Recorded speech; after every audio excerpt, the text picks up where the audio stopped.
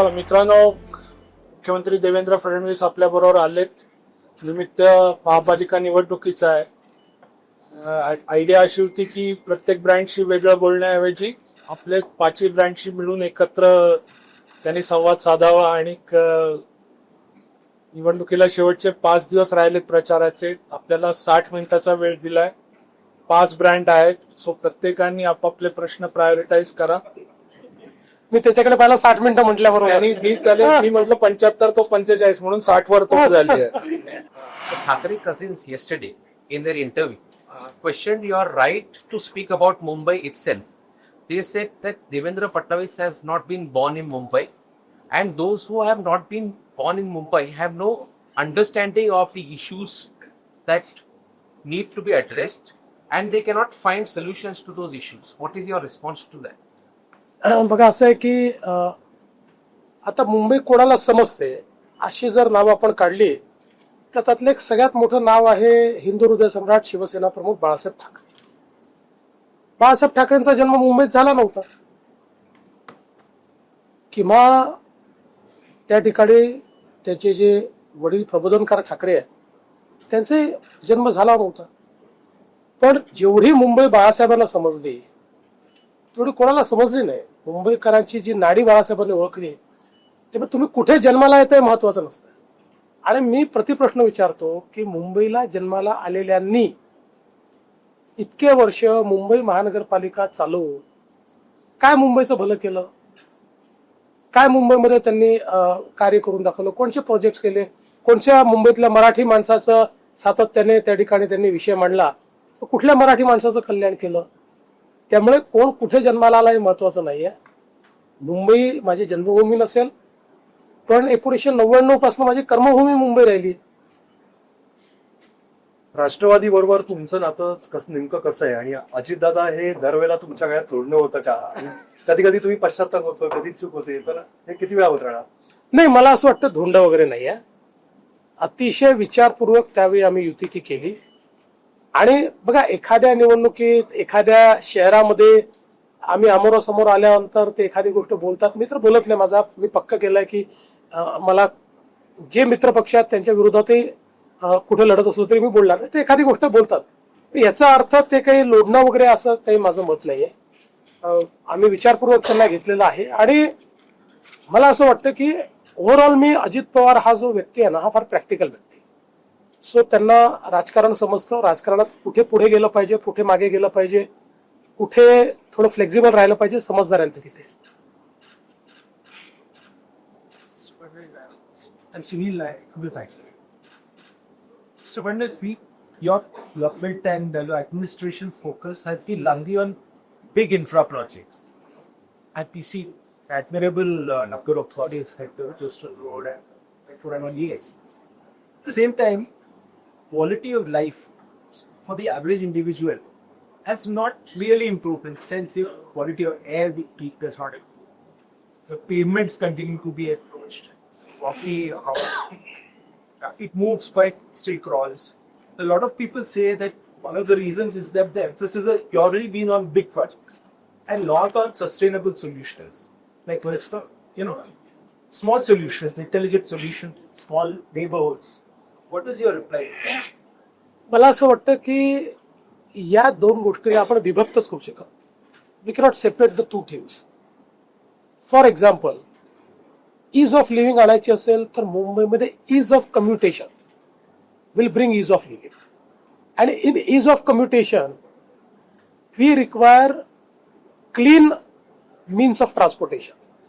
आणि म्हणून आम्ही ज्यावेळेस 475 किलोमीटरच्या मेट्रोचं नेटवर्क सुरू करतो, that is a sustainable project. Although it is a big project, but it is meant for everyone's everyday life. त्याच्यामुळे त्यातनं मुंबईकरांकरता ईज ऑफ लिव्हिंग येणार आहे.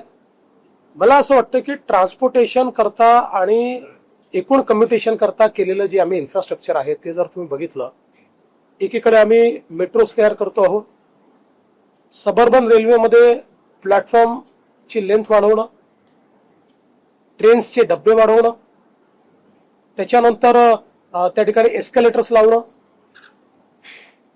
पॅसेंजर अम्युनिटीज मध्ये वाढ करणं, नवीन सिग्नलिंग सिस्टीम लावून ट्रेनची स्पीड आणि रिलायबिलिटी ही वाढवणं, वेगवेगळ्या प्रकारच्या उपाययोजना करून पावसाळ्यातही ट्रेन सुरू राहिल्या पाहिजे.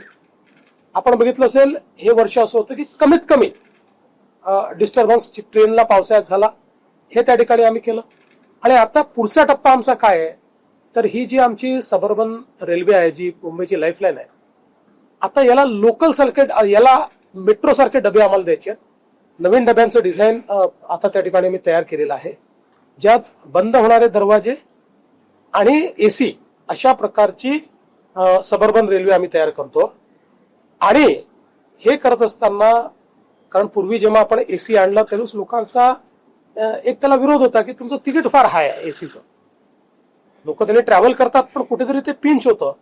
आणि म्हणून ज्यावेळेस, कारण हा अर्धे पैसे आम्ही देतो, अर्धे पैसे केंद्र सरकार देते, मी केंद्रीय मंत्र्यांशी ही चर्चा केली. मी म्हटलं मुंबईकर आपल्याला असं म्हणतील की तुम्ही जर तिकीट वाढवणार असाल तर नको, आम्ही असे जसे आपले दाटीवाटीत जातो आम्ही प्रवास करतोच आहे.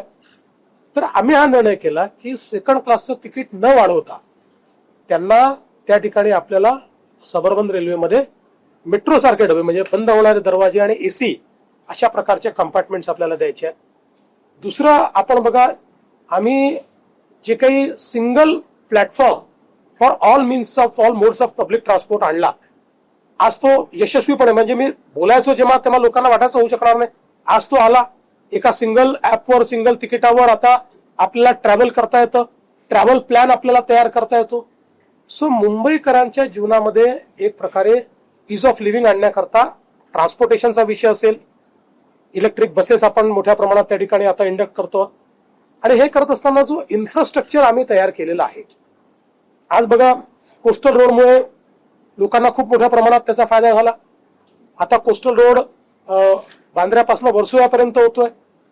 वर्सोव्यापासून दहिसरच्याही रोडचं काम आम्ही ऑलरेडी सुरू केलेलं आहे, सगळ्या परमिशन घेऊन. आमचे TBM आता काही ठिकाणी आतमध्ये चाललेले आहे. वर्सोव्यापासून भाईंदर पर्यंतचा जो रोड आहे त्याचंही काम आम्ही सुरू करून दिलेलं आहे. त्यामुळे वेस्टर्न एक्सप्रेसवे जो मुंबईचा 60% traffic western expressway account for करतो, त्याला मेट्रो पण आपण दिली आहे. आणि त्याला पूर्णपणे आपण जर बघितलं तर पॅरलल रोड हा वेस्टर्न एक्सप्रेसवेला दिलाय. आणि त्याचसोबत आपण मुलुंडपासून गोरेगाव पर्यंत जो टनेल आणतो आहे, या टनेलला एक अजून DP रोड हा आपण वेस्टर्न एक्सप्रेस रोडला पॅरलल गोरेगावचा DP रोड आपण त्या ठिकाणी दिलेला आहे. त्यामुळे हा सगळा ट्रॅफिक आपण डिकंजेस्ट करणार आहोत. तिकडे पलीकडे समजा ठाणे टू बोरीवली आपण जो काही एक त्या ठिकाणी ट्विन टनेल तयार करतो, त्याच्यामुळे 23 किलोमीटरचं अंतर 11 किलोमीटरवर येणार आहे आणि 15 मिनिटात ते 11 किलोमीटर पूर्ण होऊ शकतील, ही स्पीड आपली असणार आहे. आणि हे सगळं करत असताना आता हा जो आपला ईस्टर्न एक्सप्रेसवे आहे, ओरिजिनल प्लॅन करताना तो ठाण्यापर्यंत जायचा होता, पण तो छेडानगरला आपण संपवून टाकला, कारण रमाबाई आंबेडकर नगरचा प्रॉब्लेम होता, तिथे आपल्याला जागा नव्हत्या. त्याचंही काम चालू केलं आणि तोही आपण आता तिकडेच नाही, आपण आमणेपर्यंत नेणार आहे. म्हणजे हा सगळा जो मुंबईला येणारा ट्रॅफिक आहे, जो ठाण्यात येतोय, जो ट्रॅफिक स्लो होतोय, त्याचाही प्रॉब्लेम सॉल्व्ह होणार आहे. तिसरं, आपल्या ईस्टर्न फ्रीवे मधनं उतरल्यानंतर आपल्याला जो काही मोठा एक ट्रॅफिकचा प्रॉब्लेम यायचा, तिथनं ऑरेंज गेट टनेल आपण तयार केलेला आहे.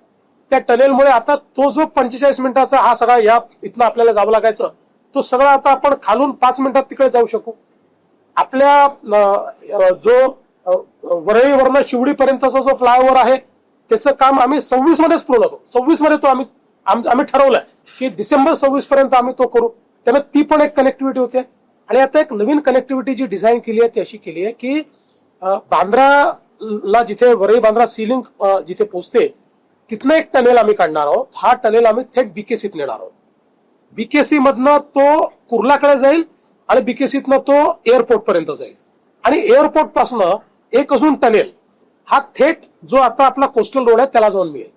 म्हणजे कम्प्लिटली तुम्ही जर बघितलं तर आता जे स्पॉट्स आहेत आपल्या कंजेशनचे ते सगळे स्पॉट दूर होतील. यांनी इज ऑफ लिव्हिंग पण येईल. यांनी एक प्रकारे आज जे प्रदूषण आपल्याला सहन करावं लागतं ते प्रदूषण देखील आपल्याला सहन करावं लागणार नाही. दुसरं, तुम्ही प्रदूषणाबद्दल म्हटलात म्हणून सांगतो की इतके वर्ष मुंबईमध्ये आपलं सगळं सिवेज हे आपण इंग्रजांनी तयार केलेल्या सेटलिंग टँक्स मध्ये सेटल करायचो आणि समुद्रात सोडायचो. मी ज्यावेळेस मुख्यमंत्री आलो त्यावेळेस मी म्हटलं की याला छोट्या छोट्या शहरात एसटीपी करतो, मुंबईत इतक्या कमी एसटीपी कसे? आणि म्हणून मग आम्ही त्यावेळेस ज्यावेळेस करण्याचा प्रयत्न केला तर असं लक्षात आलं की इथे आपल्या देशामध्ये समुद्रामध्ये डिस्चार्ज करण्याचे नॉर्म्सच तयार नाहीये. कसले नॉर्म्स म्हणजे कशा प्रकारचं पाणी, काय ट्रीटमेंट केलं पाहिजे समुद्रात. दुसरं, हे सगळे करायचे तर काही सीआरझेडचे इश्यूज होते, काही मँग्रोव्हचे इश्यूज होते, तिथे हे करता येत नाही आणि तिथे केलं नाही तर फिजिबल होत नाही. अशा अनेक रेग्युलेशनचे प्रॉब्लेम होते. मी 2 वर्ष पाठीमागे लागून हे सगळे त्यातले प्रॉब्लेम सॉल्व्ह केले. देशामधले नवीन नॉर्म्स हे मी तयार करून घेतले. त्याच्यानंतर मँग्रोव्ह मध्ये किंवा या ठिकाणी हे सस्टेनेबल असल्यामुळे हे अलाउड आहेत. हे अशा पद्धतीनं सीआरझेड मध्ये देखील ते अलाउड आहे. अशा पद्धतीचं रेग्युलेशन मी त्या ठिकाणी करून घेतलं. त्यानंतर ते ग्रीन ट्रायब्युनलला चॅलेंज झालं, मग हायकोर्टात चॅलेंज झालं, सुप्रीम, सगळीकडे जिंकलो. आणि आज आपल्याला माहितीये की हे सगळं तयार होत आहे. म्हणजे पुढच्या काळामध्ये 100% ट्रीटेड पाणी हे आपल्या समुद्रात जाईल. आज आपण चौपाटीला गेल्यावर जो घाणेरडा वास येतो तो वास निघेल. आता इतकं मोठं वॉटर पोल्युशन आपण करत होतो, ते वॉटर पोल्युशन आपण दूर केलंय.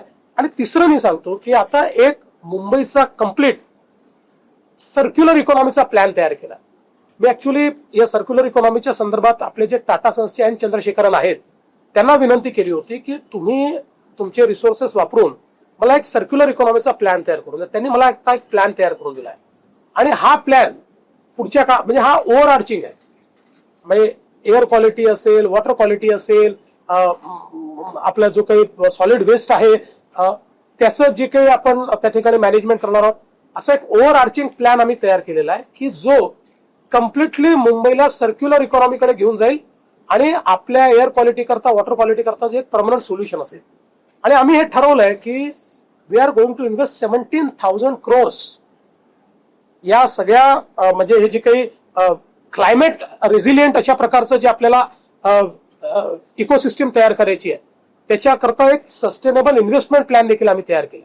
Just sorry to interrupt, but this model of development will mean that this work will continue for another 20-25 years. Not at all. Not at all. I am telling you, And does 80% work will be finished by 2030. 20% work will take 2 years more. Sir, Everything has a timeline.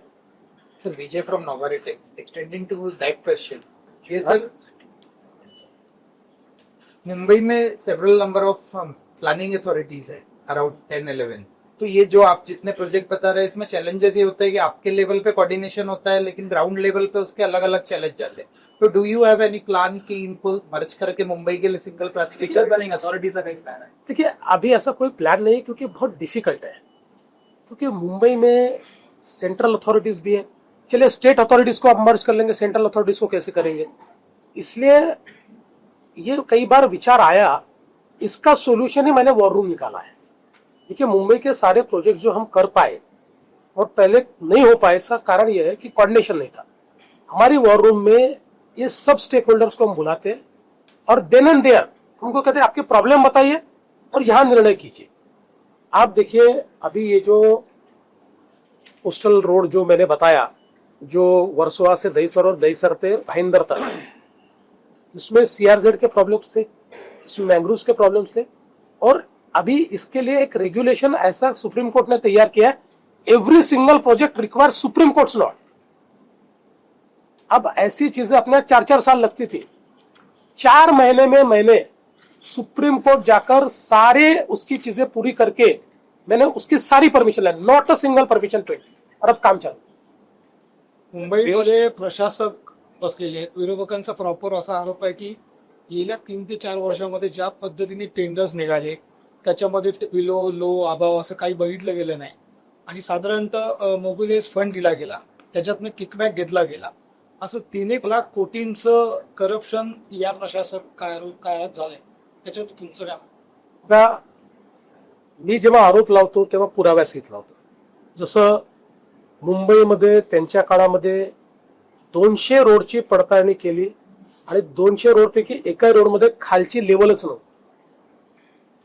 ज्यावेळेस मी घनकचऱ्याचा त्यांच्यावर आरोप लावला त्यावेळी रिपोर्टमध्ये आलं की घनकचऱ्या transport करणाऱ्या ट्रकच्या ऐवजी स्कूटर निघाले.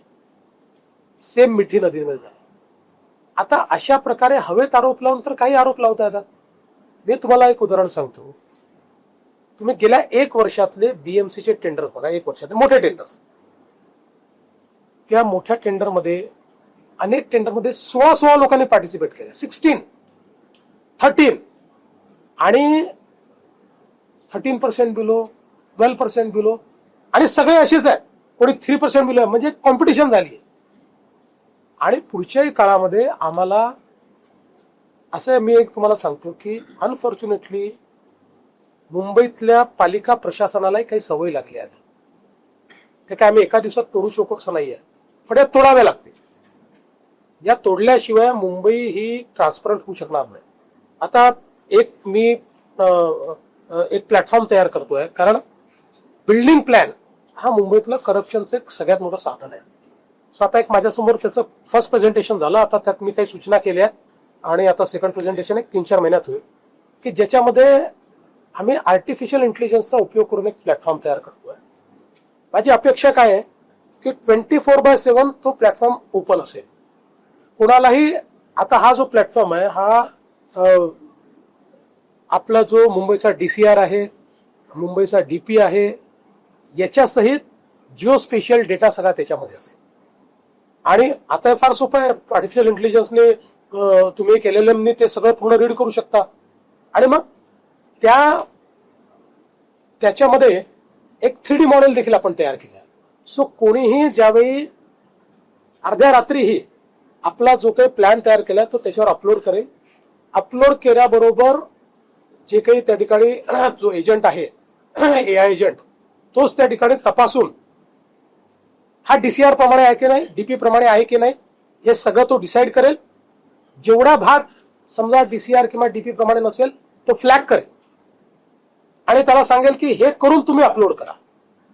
आणि त्याच्यासोबत जनरेटिव्ह AIचा उपयोग करून आपण कम्प्लिटली जिओस्पेशियल डेटाचा उपयोग करून ती बिल्डिंग कशी असेल, तिथनं सिवर लाईन किती दूर आहे, तिथनं वॉटर लाईन किती दूर आहे, CRZचा एरिया किती दूर आहे, असं सगळं त्याच्यावर आपल्याला दिसेल. आता हे केल्यानंतर त्यांनी सगळं करून एकदा फायनली त्याच्यावर अपलोड केलं की मग समोर जे बसलेले लोक आहेत त्यांना डिमांड नोट इश्यू करण्याशिवाय दुसरं काम करायला. सो अशा प्रकारे थोडा टेक्नॉलॉजीचा उपयोग करून आपण हे जास्त ट्रान्सपरंट कसं करता येईल हा प्रयत्न आपला असणार. देवेंद्रजी, यापूर्वी पण सिंगल विंडो क्लिअरन्सचे खूप प्रयत्न झाले सर, वेगवेगळ्या महापालिकांमध्ये झाले आणि सगळे ठिकाणी हाणून पाडले गेले. करेक्ट आहे. सुरू राहतं आणि 1-2 महिन्यात ते बंद पडतं. त्यासाठी काहीतरी एक स्टेट वाईड सोल्युशनची आता AI ने आपल्याला ते सोल्युशन दिलं. बघा, याच्या आधी जेव्हा ऑटो DCR आला तेव्हा आपल्याला हेच वाटत होतं की ऑटो DCR आहे, त्यामुळे ऑटो DCR मध्ये एक प्रकारे आपण कम्प्युटरचा उपयोग करून त्याच्या माध्यमातून त्याचं अपलोड करून सगळ्या गोष्टी त्याच्यात तपासत होतो. पण ऑटो DCR मध्ये सगळ्यात मोठा प्रॉब्लेम हा होता की किमान 4-5 स्टेजेसला त्याच्यामध्ये ह्युमन इंटरव्हेन्शन, आणि जिथे ह्युमन इंटरव्हेन्शन आलं तिथे म्हणजे सब्जेक्टिव्हिटी जी आहे ती येतेच. AIच्या मॉडेलमध्ये ह्युमन इंटरव्हेन्शन लेस आपल्याला तयार करतात. सर, एक स्लम रिलेटेड आहे. 2 विषय. सेंट्रल गव्हर्नमेंटच्या लँड्सवर एसआरएचा आपला मोठा चॅलेंज आहे. आपण गव्हर्नमेंट ऑफ इंडियाकडे फक्त what is the long term solution? कारण 30% स्लम आता मुंबईमध्ये सेंट्रल गव्हर्नमेंट लँड्सवर आहे, PPT, railway, airport authority. And second sir, first floor स्लमचा विषय खूप कॉन्ट्रोवर्शियल आहे, त्याच्यावर तुमचं काय म्हणणं आहे? बघा, सेंट्रल गव्हर्नमेंटच्या जागांवर जे स्लम आहे त्याच्याकरता आमचं त्यांच्याशी बोलणं चाललंय. आम्ही एअरपोर्टच्या लँड करता ऑलमोस्ट कन्व्हिन्स केलाय त्यांना, बिकॉज वी हॅव म्हणजे आम्ही त्यांना स्पेसिफिकली हे दाखवलं आहे की एअरपोर्टच्या लँडचे स्लम जर आम्हाला तिथे तुम्ही रिडेव्हलप करू दिले, इन सिटू जर करू दिले, तर आत्ताच्या एक्झिस्टिंग एअरपोर्टला आम्ही 50 ते 100 एकर जागा फ्री आहे, 50 तर मिनिमम फ्री करून देतो. त्यामुळे या एअरपोर्टची सुरक्षा आणि विशेषतः वेस्ट साईडला जे काही त्याचे प्रॉब्लेम्स आहेत ते सगळे आपल्याला त्या ठिकाणी संपवता येते. तर ते ऑलमोस्ट मला असं वाटतं की कन्व्हिन्स होण्याच्या स्टेजवर आहे. रेल्वे करता आमचा प्रयत्न चालला. आम्ही रेल्वेला हे समजावून सांगितलंय आणि माझी रेल्वे मंत्र्यांची चर्चा झाली, त्यांना ते पटलंय, पण अजून त्या स्टेजला आम्ही आलो नाही की बघा, रेल्वे लँडवरचे स्लम ते कधीच काढू शकणार, कधीच नाही. पण त्यांना जेवढी लँड आज पाहिजे आहे क्रिटिकल इन्फ्रास्ट्रक्चर करता, ती सगळी लँड आम्ही त्यांना देऊ. त्याच्यासोबत त्यांना ऍडिशनल लँड आम्ही देऊ. हा, नाही बार्टर नाही. जेव्हा आम्ही स्लम त्या ठिकाणी आम्ही रिडेव्हलप करू ना, जेव्हा SRA करू किंवा त्या ठिकाणी रिडेव्हलपमेंट करू, तेवढी जागा फ्री अपच होते. आणि त्यामुळे आम्ही त्यांना सांगितलं की तुमचा फायदा आहे याच्यामध्ये.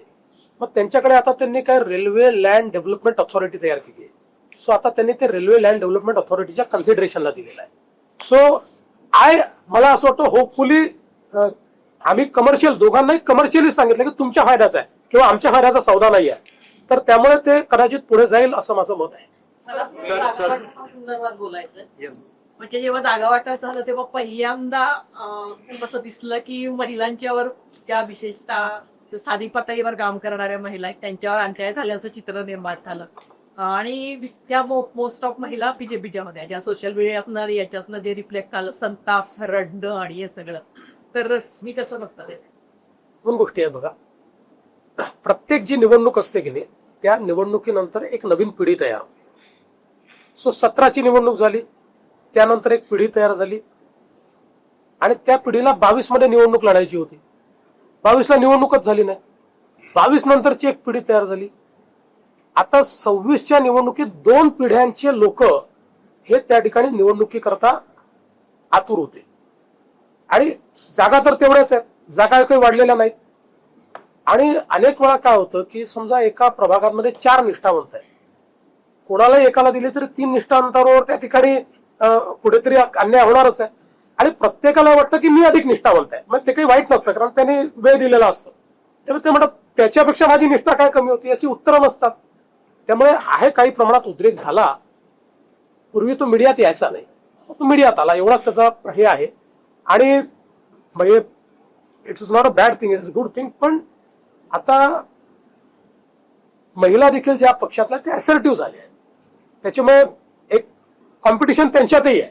महिलेच्या जागी महिलेलाच मिळालं आहे, तिथे त्या पुरुषाला मिळालं नाही. पण थोडा जास्त असर्टिव्ह थोडा हा एक असेटनेस आल्यामुळे मला असं वाटतं की थोडा उद्रेक होता. पक्षाच्या ठिकाणी महिलांना दिल्या म्हणजे जवळपास सगळ्या महानगरपालिकांमध्ये 50% महिला रिझर्वेशन असलं तरी 55% महिला लढतात. Sir, following this success of this Ladki Bahin, Yeah. the opposition UBT and MNS has released a manifesto where they are also trying to copy this thing by saying maids will be given 1,500 per month, and they are also saying that up till 700 square feet they will no property tax. Now in Navi Mumbai, the BJP has also said the same thing that there will be till 20 years will not charge property. Is this a new template now to win the elections? Like, पहिली गोष्ट तर मी सांगतो की तुम्ही जर आदित्य ठाकरेजींचं नीट ऐकलं असेल तर त्यांनी सांगितलं की आम्ही घोषणा करतोय पण आम्हाला भाजपसारखी घाई नाही आहे द्यायची, असं त्यांनी म्हटलं. तुम्ही बघा, आम्हाला घाई नाही द्यायची. त्यामुळे ते त्यांनी म्हटलंय घाई नाही द्यायची म्हणजे ते दिलंच पाहिजे असं नाहीये. पण ठीक आहे, असं आहे की हे खरंच आहे की आत्ताचं जे पॉलिटिक्स आहे बघा, प्रत्येक वेळी पॉलिटिक्समध्ये एक एक फेज असतो. त्यातला आत्ताचा जो फेज आहे हा विकासासोबत वैयक्तिक लाभाच्या योजना याचा एक ट्रेंड देशभरामध्ये आलाय. कुठल्याही पॉलिटिकल पार्टीला त्याच्यापासून दूर राहता येत. जेव्हा एखादा ट्रेंड येतो त्यावेळेस त्या ट्रेंडला तुम्हाला सामोरं जावंच लागतं. आज तो देशभरात ट्रेंड आहे. एक 4-5 वर्षांनी कदाचित अजून काही नवीन ट्रेंड येईल. सो आज तरी हा ट्रेंड आहे, आता त्याला नाकारता येत. सर, बीजेपी इतकी स्ट्रॉंग असताना मुंबई किंवा नवी मुंबई, तुम्हाला मुंबईत युती करण्याची का गरज पडली? आणि 90 सीट घेणार शिवसेनेला. नाही, आम्ही जरी स्ट्रॉंग असलो तरी देखील मला असं वाटतं की मुंबईमध्ये शिवसेनेला सोबत करणे आमची मॉरल रिस्पॉन्सिबिलिटी. कारण आज ज्यावेळी हिंदू हृदय सम्राट शिवसेना प्रमुख बाळासाहेब ठाकरेंची लिगसी ही संपूर्ण महाराष्ट्रामध्ये शिंदेजींसोबत आलेली स्पष्टपणे दिसते आहे, अशा परिस्थितीमध्ये आम्ही एकमेकांच्या विरोधात लढणं हे योग्य नव्हतं. दुसरं असं आहे की कितीही आपण विचार केला तरी एक आता त्यांचा वोट बँक तयार झाला आहे. म्हणजे जी शिवसेना आहे शिंदे साहेबांची त्याची एक वोट बँक आहे आणि त्यांचा आम्हाला मदत आहे. आमची एक मोठी वोट बँक आहे, त्याची त्यांना मदत आहे. त्यामुळे दोघांकरता विन विन गेम आहे. पण जेव्हा आपण तिकीट वाटपा करता बसतो तर कधी थोडं कमी कधी थोडं अधिक. असं आता कल्याण डोंबिवलीलाही आमची स्ट्रेंथ खूप जास्त होती, पण आम्ही कॉम्प्रोमाइज केला, आम्ही कमी जागा घेतल्या.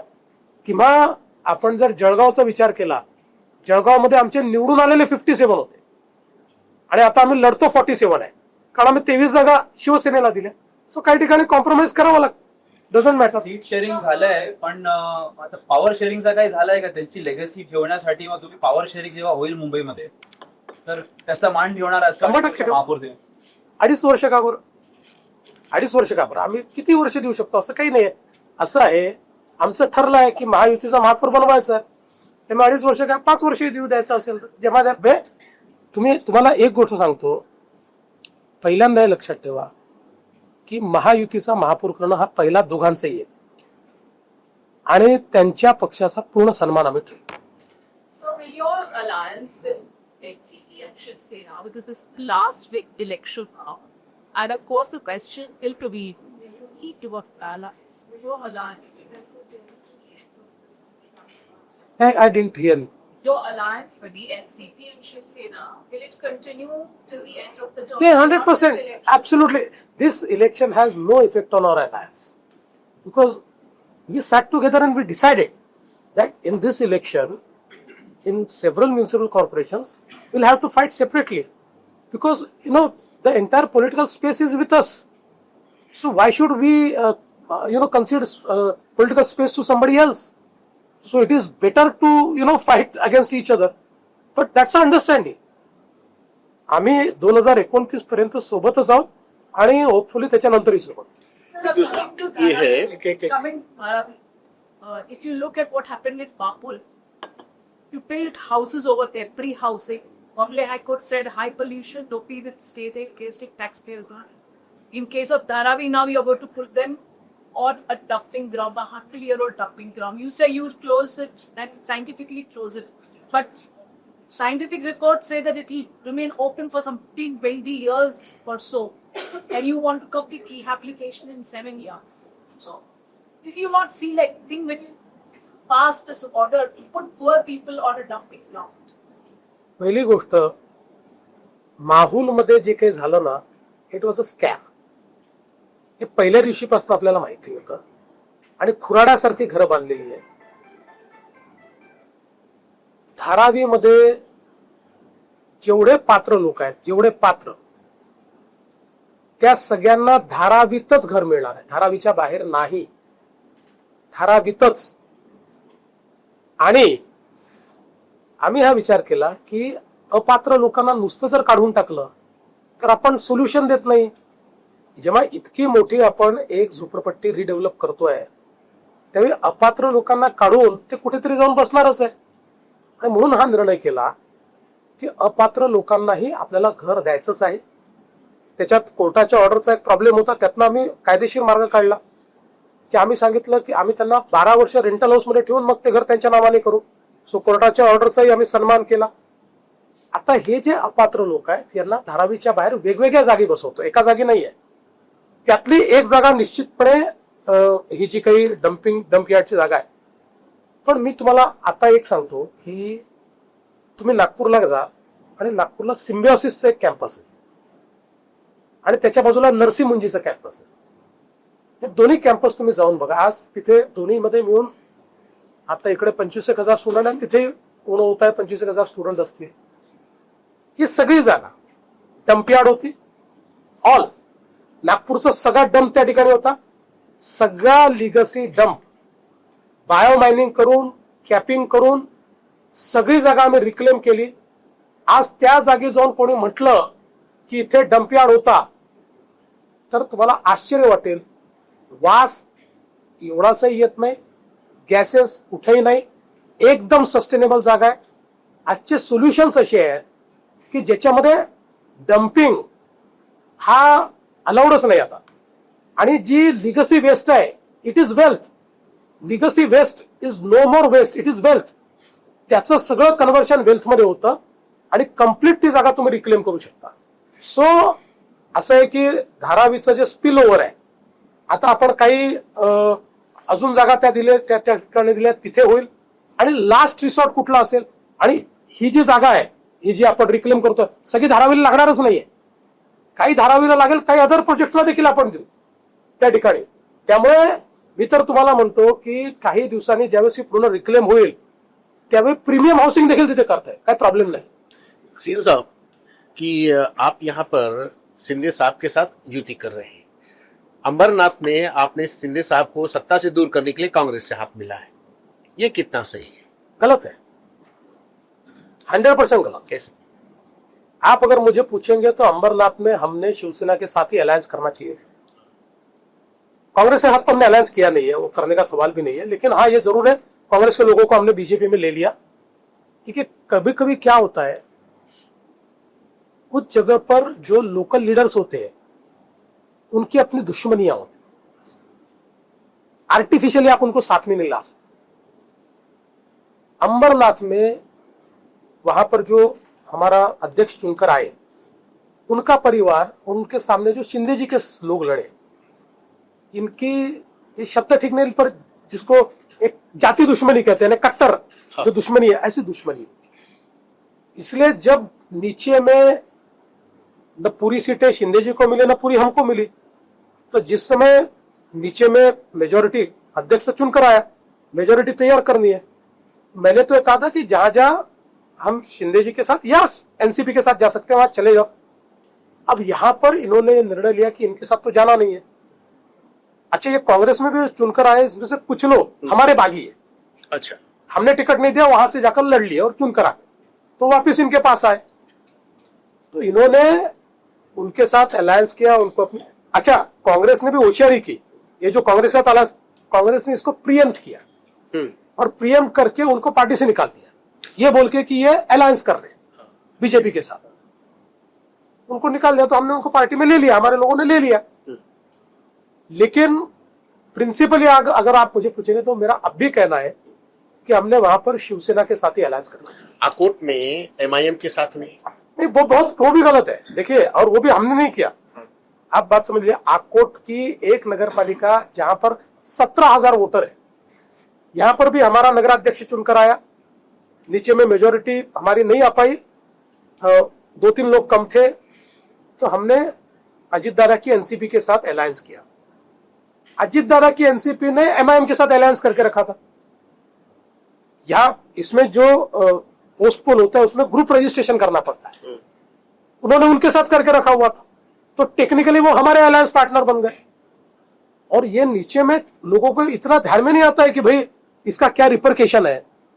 जैसे मुझे पता चला तो मैंने उसके ऊपर ऑब्जेक्शन है, मैंने कहा कि इसको तोड़ दिया, उसको तोड़ दिया, और हमारे जो विधायक है उनको सस्पेंशन का नोटिस दिया. सर, वो जा रहे if at the highest level parties can come together make understandings, and if it is all right and it is called food meeting, but if at the local level they do it and it is called wrong, why these two different stands on the same issue? नहीं, highest level पे हम और कांग्रेस, हम और MIM कभी साथ में नहीं. 70,000 crore. नहीं, तो देखिए, अभी Such a huge scam. It's तो all हमने किसी को भी एनसीपी के साथ जाने को रोका ही नहीं है. हमने किसी को नहीं रोका. हमने रोका एमआईएम के साथ जाने के लिए और कांग्रेस के साथ जाने के लिए. Ashok Jawan joining the BJP. I mean, these are things that ऐसा है, मैं आपको एक बात बोलता हूँ. देखिए, हम अपने प्रिंसिपल्स को सर्वोच्च प्राथमिकता देने वाले लोग हैं, लेकिन साथ साथ हम पॉलिटिकल रियलिज्म में जीने वाले हैं.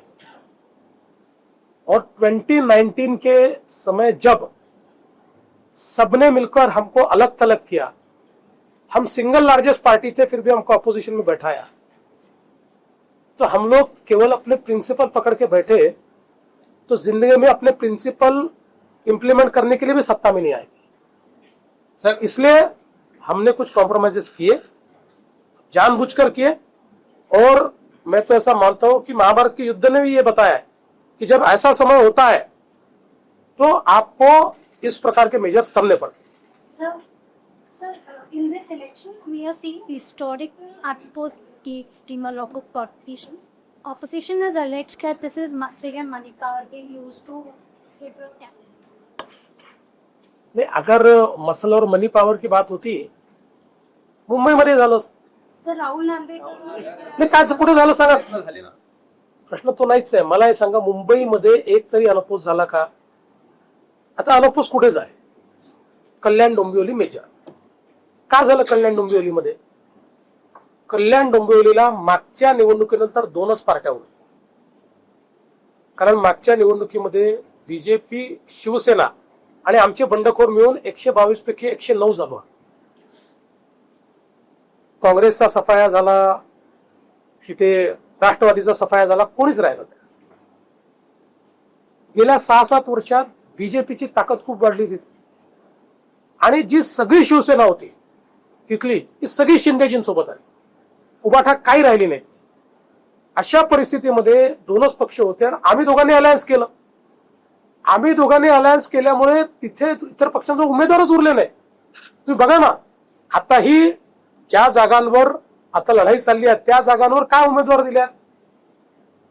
जो मिळेल, म्हणजे अनेक ठिकाणी तर आमच्याच ज्या लोकांना आम्ही तिकीट दिले नाही त्यांना उचलून त्यांनी तिकीट दिले, तर त्यांना उमेदवार नाही मिळाले. आणि मला एक समजत नाही, जर देशाच्या संसदेमध्ये 35 लोक, 35 खासदार अनपोज निवडून आले, 35 खासदार आतापर्यंत, हे तर साधं लोकल इलेक्शन आहे. बरं, आमचं 16 इस्लामिक पार्टीचा माणूस निवडून आला अनपोज, इंडिपेंडंट अनपोज. आता आम्ही इतक्या मोठ्या मोठ्या पार्ट्या आहोत, आम्हाला कोणाला त्याच्याविरुद्ध कॅन्डिडेट नाही मिळाला, तो एक इंडिपेंडंट अनपोज निवडून आला. त्यामुळे माझं म्हणणं एवढंच आहे की सत्य त्यांच्या मुलाखतीतही बाहेर पडलं ना, ते काय म्हणाले, त्यांचेच कसे आले, आमचे का नाही आले? म्हणजे आमचे पाहिजे होते, आले असते तर आम्ही ऑब्जेक्शन घेतलं नसतं. आमचे नाही आले म्हणून आमचं ऑब्जेक्शन आहे. सर, मुंबई में रीडेवलपमेंट की वेव चल रही है, एफएसआई का जो बूम है, इससे पूरे शहर का जो इंफ्रास्ट्रक्चर है, जो हम लोग अभी बात कर रहे थे, base to square to that question, कि वहां पे आगे मुंबई के सामने चैलेंज है, बेसिक फुटपाथ नहीं है मुंबईकरों के पास, अच्छी बेस्ट सर्विस नहीं है, और ये जो इंफ्रास्ट्रक्चर पे कोई कंट्रोल करने का या आपका चुनाव जीतने के बाद आपको मुंबईकरों को बेसिक फैसिलिटी इंक्रीज करने के लिए कोई रोड मैप अपना? ये पूरा रोड मैप हमने तैयार किया हुआ है.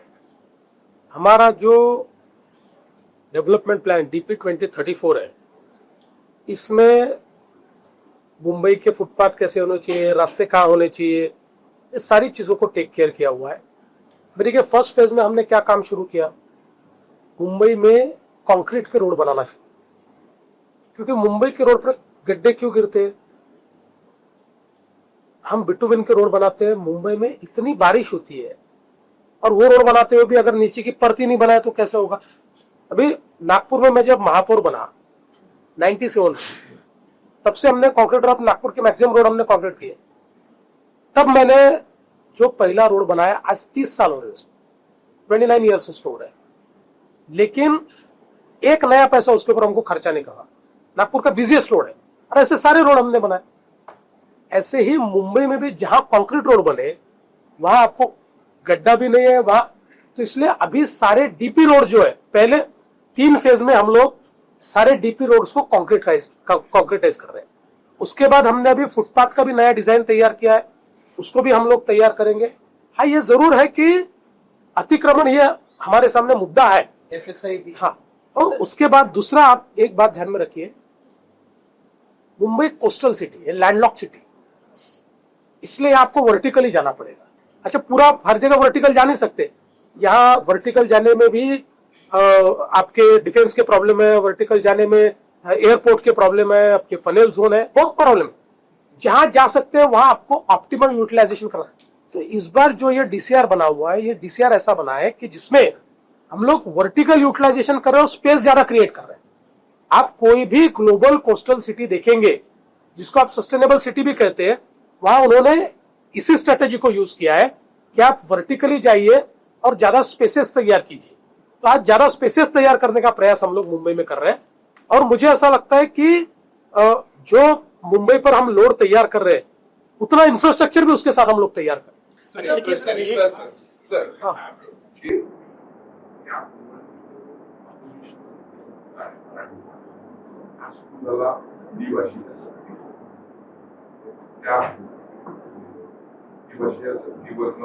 आतापर्यंत लढलेले 2 पोलीस राहिले ती ऑलमोस्ट आता जरी डिक्लेअर झाली असेल ती होतीच, म्हणजे या मुद्द्यावर न झाली. तर तुमचं या बाबतीतलं म्हणणं काय आहे आणि भारतीय जनता पक्षाची मुंबईत सत्ता आल्यानंतर ही भाषेबाबतचं मुंबई बाबतचं धोरण काय असेल? पहिले तर समरजित, तुम्ही इतके सिनियर आहात तेव्हा तुम्हाला हे माहिती आहे की एखाद्या GR मध्ये मुळे वगैरे दोन भाऊ एकत्रित येत नाही. पॉलिटिकल मजबुरी होती म्हणून ते एकत्रित आले. ते काही एक भाषेचा कुठला तरी GR आहे म्हणून. दुसरं, पहिल्या दिवशीपासून आम्ही सांगितलंय महाराष्ट्रामध्ये सक्तीची फक्त मराठी, दुसरी कुठली भाषा सक्तीची नाही. त्यावेळी आम्ही असं म्हटलं होतं की मराठी सक्तीची, त्रिभाषा सूत्रामध्ये कुठलीही भारतीय भाषा तुम्हाला त्या ठिकाणी शिकता येईल. इनिशियली हिंदीचं इन्फ्रास्ट्रक्चर अवेलेबल आहे आणि जास्तीत जास्त लोक हिंदी शिकायला मागतात म्हणून आम्ही सांगितलं की हिंदी असेल, पण 20 स्टुडंट जरी असले तर जी भारतीय भाषा पाहिजे ती भाषा तुम्हाला शिकता येईल. प्रश्न हा उठला की हे कुठल्या वर्गापासून केलं पाहिजे, 3री पासून केलं पाहिजे की 5वी पासून केलं पाहिजे. आणि म्हणून आम्ही ही जी समिती तयार केली त्या समितीने हे डिटर्मिन करायचं की कुठल्या वर्गापासून आपल्याला 3री भाषा शिकायची आहे. चॉईस सगळ्या भाषांचा आम्ही ठेवलेला आहे. जो काही त्याचा अहवाल येईल त्या अहवालाप्रमाणे आम्ही त्याचा निर्णय घेऊ. पण महाराष्ट्रामध्ये कुठलीही भाषा सक्तीची नाही, फक्त मराठी सक्तीची आहे. बेसची अवस्था बिकट आहे. बेसची अवस्था बिकट आहे. मेट्रो बद्दल बेसचा कर्मचाऱ्यांना त्यांचे ठेवी मिळत नाहीये. बेसची संख्या कमी होते. तिकीट दर वाढवले तर प्रवासी कमी होतात. तर ह्याच्यावरती काय? ते मुळात काय आहे की पहिल्यांदा आपण एक लक्षात घेतलं पाहिजे, जगाच्या पाठीवर कुठलंही पब्लिक ट्रान्सपोर्ट प्रॉफिटमध्ये चालत नाही. त्याला तिथल्या म्युन्सिपल कॉर्पोरेशननी अनुदान द्यावंच लागतं. हा कदाचित ऑपरेशनल प्रॉफिट होऊ शकतं पण प्रॉफिटमध्ये कधीच चालत नाही. त्यामुळे आता बेस्ट एका विशेष सायकलमध्ये फसली होती की प्रॉफिट नाही किंवा पैसे नाहीत म्हणून आपण नवीन गाड्या घेत नाही. नवीन गाड्या घेत नाही म्हणून आपली एफिशियन्सी वाढत नाही, रूट्स वाढत नाही, फेलियर रेट मोठा आहे. आणि म्हणून आता आपण हा निर्णय घेतला आणि जेव्हा शिंदे साहेब मुख्यमंत्री होते त्यावेळी आम्ही जवळपास 5,000 नवीन गाड्या घेण्याचा निर्णय घेतला. हळूहळू करून बघा, आज आपण जर विचार केला तर मुंबई सारखं जे कम्पेरेबल शहर आहे त्या कम्पेरेबल शहरांमध्ये त्याच्याशी जर आपण तुलना केली तर किमान 15,000 बसेस असायला पाहिजे. 50,000 बसेस. आपण काही एकदम तिथपर्यंत पोहोचू शकणार नाही पण आपला प्रयत्न आहे की पहिल्यांदा 8,000 ते 9,000 बसेसच्या घरामध्ये जायचं. आता कधी कधी अनसीन प्रॉब्लेम आपल्या समोर येतात. 5,000 EVचे आपण ऑर्डर दिल्यानंतर EVतला सगळ्यात मोठा प्रॉब्लेम आहे बॅटरी. ही बॅटरी चायनाची आहे, कुठेही जगभरात चायनाची आहे. आणि मध्यंतरी चायनाशी आपले जे संबंध होते त्यामुळे बॅटरी येणं बंद झालं होतं. त्यामुळे सगळं डिलिव्हरी शेड्यूल जे आहे ते हे झालं, डिरेल झालं. आता पुन्हा नवीन बॅटरीज आल्या आहेत, आता तायवानीज बॅटरीज पण आलेल्या आहेत. त्यामुळे आता पुन्हा ते शेड्यूल रेग्युलर येते. जोपर्यंत आपण आवश्यक तेवढ्या बसेस टाकणार नाही तोपर्यंत जी एंड टू एंड कनेक्टिव्हिटी आहे ती पण मिळणार नाही, लास्ट माइल कनेक्टिव्हिटी आहे ती पण मिळणार नाही आणि ऑपरेशनल प्रॉफिट पर्यंत आपण पोहोचू शकणार. Vertical Mumbai. Like the process of forming a local self-government. So, people will get to elect their political representatives. But we never get to pick our bureaucracy in the city. So, you have been a corporator yourself. You know how the bureaucracy of the city works. What is the way to reform the lower levels of the PMC administration? You go to any that is a great question and that is a great challenge. We cannot pick our bureaucracy. They are always there and they also know that these people will be there for only 5 years. We are here to stay and that reflects in their behavior also. So that's a big challenge. As of now, I know that is a challenge. Let the corporation come to us. We'll find out a solution. Sir, माझा city transfer करू शकता का तुम्ही? केलंच पाहिजे, municipal corporation केलंच पाहिजे. पण प्रॉब्लेम कुठे आम्ही सांग, मुंबईच्या लेवलची एकच कॉर्पोरेशन आहे, दुसरे म्हणजे तुम्ही पुण्याचा माणूस ठाण्याला नेऊ शकता, ठाण्याचा नागपूरला नेऊ शकता, तिला नाशिक. मुंबईतल्या माणसाला कुठला माणूस मुंबईत आणायचा? एक्सपोजरचा प्रॉब्लेम आहे. आता माझं मत आहे की तुमचा सिटी इंजिनियर जो असतो, तुमचा आरोग्य अधिकारी जो असतो, अशी जी की पोस्ट आहे हे ट्रान्सफरेबल केली पाहिजे, ते आम्ही करणार आहोत. हा, इंटरसिटी. पण त्यातला प्रॉब्लेम मुंबई आहे.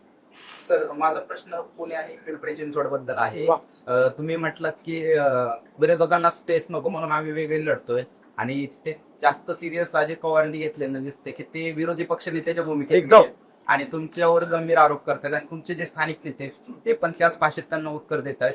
एकीकडे तुम्ही राज्यात महायुती म्हणून सत्तेत आहात, आणि दुसरीकडे या स्तरावर जाऊन म्हणजे अजित पवार तर राष्ट्रवादीचे प्रमुखच आहेत, ते आरोप करतात, तुमच्यावर तुमचे नेते उत्तर देत आहेत. तर यातून म्हणजे एकीकडे तुम्ही सत्तेत आहात, तिकडे दोघं विरोधात भांडताय, तर यातून लोकांनाच गृहीत धरल्यासारखं होत नाहीये का, असा एक माझा पहिला प्रश्न आहे. आणि दुसरा, विरोधकांना स्पेस नको म्हणून किंवा निवडणुकीच्या आधी तुम्ही विरोधात लढताय, पण जर बहुमत मिळालं नाही तर निवडणुकीनंतर पण विरोधकांना स्पेस नको म्हणून तुम्ही दोघे एकत्र येणार का? पहिल्यांदा तर आम्ही ज्यावेळेस हे ठरवलं त्यावेळी हे ठरवलं होतं की एकमेकाच्या विरुद्ध बोलू नये, आणि अनाऊन्स केलं होतं, तुम्हाला माहिती असेल, मी अनाऊन्स केलं होतं की आमची फ्रेंडली फाईट आहे, आम्ही एकमेकाच्या विरुद्ध बोलणार नाही. मी ते पाळलंय, ते पाळत नाही, त्यांनी पाळलं नाही, त्यामुळे आमचे स्थानिक नेते देखील पाळत नाही. माझ्यापुरतं मी, कारण भाजपचा आता मोठा नेता मीच आहे, तर मी माझ्यापुरतं पाहतो. मी आताही पुण्याला गेलो, पिंपरी चिंचवड, पुन्हा जाणार आहे, 2दा जाणार आहे. मी फक्त तिथे विकासावर बोलतो. आपण माझं भाषण पाहिलं असेल तर मी पुण्याच्या अख्ख्या विकासाची ब्ल्यूप्रिंट त्या ठिकाणी मांडलेली आहे. ते त्याला पाळत नाही, त्याला काही. हा, हे तुम्हाला एक गोष्ट सांगतो की आमची फ्रेंडली फाईट आहे. आम्हाला दोन्ही ठिकाणी बहुमत मिळणारच आहे, 100% मिळणार. तरीही नंतर जर त्यांची इच्छा असेल तर त्यांना सोबत घेऊन चालायला आम्हाला अडचण. सरसुखचे पिंपरी चिंचवडचे एक मुख्य नेते आहेत महेश लांडगे, ते म्हणतात की अजितदादा भ्रष्टाचार लपवण्यासाठीच आमच्या सोबत आलेले आहे. राज्याचे प्रमुख नेते म्हणून तुमचे महेश दादा काय म्हणाले मी ऐकलं. सुनील सेनांचं मी दीदी सिंग मुंबईला, सुनील सेनांच्या प्रश्नांना उत्तर देताना आपण रेल रोडचं बऱ्याचपैकी आपण सांगितलं की किती एक्सपॅन्शन होणार आहे, सर्व्हिसेस वगैरे. पण पेडेस्ट्रियन साठी काय, पेडेस्ट्रियन फर्स्ट पॉलिसी ही कधीपासून अशीच पडलेली आहे, त्याचं कधीच बऱ्यापैकी इम्प्लिमेंटेशन झालेलं नाहीये. आपल्याकडे जवळजवळ फक्त 21% वर्केबल रोड आहे. बीएमसीची स्वतःची रिपोर्ट आहे मुंबई क्लायमेट ऍक्शन प्लॅन, तर त्याच्याबद्दल काय होत आहे? Do you have any roadmap? ते आपल्याला करायचंच आहे, त्याची पॉलिसी तयार केली आहे, त्याचा रोडमॅपही तयार केलाय. प्रॉब्लेम काय आहे की आता आपली सगळी कामं चालली आहेत जी पुढचे 2 वर्ष चालणार आहे. त्यामुळे आज आपण पेडेस्ट्रियन करता जी काही इन्व्हेस्टमेंट आपल्याला केली पाहिजे ते आपण कधी करू शकू, ज्यावेळी हे कामं कम्प्लीट होतील. जसं आपलं आता मॅक्सिमम मेट्रोचं जे नेटवर्क आहे, आता मेट्रो 3 तर सगळ्यात मोठा प्रॉब्लेम होता, आता त्याचा विषय संपला. त्यांनी सगळेच रस्ते म्हणजे पेडेस्ट्रियन करता काय गाड्यांकरता वाट लागली होती, आता तो प्रॉब्लेम संपला. आता जे आपले एलिव्हेटेड मेट्रोज आहेत त्याची डिलिव्हरी आपली 27च्या एंडपासून 28 पर्यंत मॅक्झिमम ती डिलिव्हरी होईल. त्यामुळे ही जी कामं आहेत ही कामं संपता मग आपल्याला या गोष्टी हातामध्ये घेता येतात. Sir, 5 years hence. Last 2 questions, one Yes. from Clara, one from Krishna. Rajkumar. Krishna can privately chat with Krishna is always open to Krishna. Sir, this is your company where you have said that, despite all the concessions that you've given to the developers in Mumbai, despite all the changes you've made in the BR, affordable housing seems to be costly. Is this going to be the reality? That is true. That I mean I still have that complaint. जेवढे वेळा आम्हाला डेव्हलपर्सनी आम्ही त्यांची चर्चा करतो, आणि bye and large मुंबईची developer community जी आहे ती गेल्या काही वर्षात चांगलं काम करते, रेराचे रूल्स फॉलो करते. पण एकच गोष्ट ते, आणि मी ते ओपनली सांगितलं, त्यांच्या फोरमवर सांगितलं की ते ज्यावेळी म्हणतात आम्ही अफोर्डेबल हाऊसिंग तयार करू आणि आम्हाला आमच्याकडनं नॉर्म्स तयार करून घेतात, त्यावेळी फार अफोर्डेबल काही हाऊसिंग होत नाही. तर हा एक चॅलेंज आहे. पण हा चॅलेंज आम्ही रिडेव्हलपमेंट मधनं त्या ठिकाणी त्याला एक प्रकारे आन्सर द्यायचा प्रयत्न करतोय. आणि आता आम्ही जे सेल्फ रिडेव्हलपमेंट आणलेलं आहे हे खूप मोठं गेम चेंजर आहे. आता जवळपास 1600 इमारती मुंबईतल्या यांनी सेल्फ रिडेव्हलपमेंट करता त्या ठिकाणी अप्लाय केलेला आहे. त्यातनं सामान्य माणसाला अफोर्डेबल मोठं घर मिळणार आहे, ऍडिशनल हाऊसिंग स्टॉक तयार होणार आहे, त्याची किंमत कमी असणार आहे. त्यामुळे that is also one of the solution. मला असं वाटतं की एक आपण लक्षात घेतलं पाहिजे की मुंबई ही लँडलॉक अशा प्रकारची सिटी आहे. म्हणजे आमचे प्रमोदजी नेहमी म्हणायचे की मुंबईमध्ये त्या काळामध्ये आपण उभं राहतो त्या जागेची किंमत 5,000 रुपये स्क्वेअर फूट असते, आपण बसलो की त्याची किंमत 20,000 रुपये स्क्वेअर फूट होते, आपण झोपलो तेवढ्या एरियाची किंमत 50,000 रुपये असं ते नाही. तर हे लँडलॉक सिटी आहे. इथे लँड इज अ स्केअर्स कमोडिटी आणि म्हणून इथले प्राइजेस खूप रेग्युलेट होतील. याचा उपाय काय असतो? याचा उपाय असतो की तुम्ही हिंटरलँडची याला जोडा आणि नवीन बिझनेस डिस्ट्रिक्ट तयार करा. आपण अटल सेतून याला हिंटरलँडशी जोडलेलं आहे. आता सगळे नवीन बिझनेस डिस्ट्रिक्ट म्हणजे इथले तर राहतीलच, पण आता नवीन जी वाडा आहे, नवीन जी बिझनेस डिस्ट्रिक्ट आहेत त्या पण तिकडे तयार करू. सीएम सर, आपण विकासाबद्दल सतत बोलताय, प्रोजेक्ट बद्दल बोलताय, पण आपल्याच पक्षामधून मुंबईचा महापौर खान होऊ देणार नाही किंवा रोहिंग्या आणि बांगलादेशीचे वोट बँक इथे तयार केली जाते अशा पद्धतीचा प्रचार होता. ही डिस्पॅरिटी वाटत नाही का आपल्याला? काय होतं बघा, मी हा इलेक्शनमध्ये खूप प्रयत्न करतो की इलेक्शनचा अजेंडा हा विकास असला पाहिजे, काय केलाय आणि काय करणार आहोत हा असला पाहिजे. पण समोरून चालू झालं की इकडने चालू होतच. उत्तर शेवटी द्यावंच लागतं. तुम्ही उत्तर दिलं नाही तर समोरच्याचं खरं वाटतं.